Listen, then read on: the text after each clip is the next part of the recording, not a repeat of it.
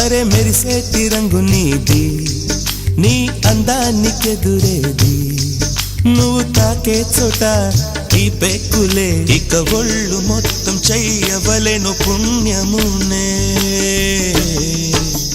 నెల్లూరి నెరజానా నే కుంకుమల్లే మారిపోనా, నువ్వు స్నానమాడ పసుపులాగా నన్ను కొంచెం పూసుకోవే,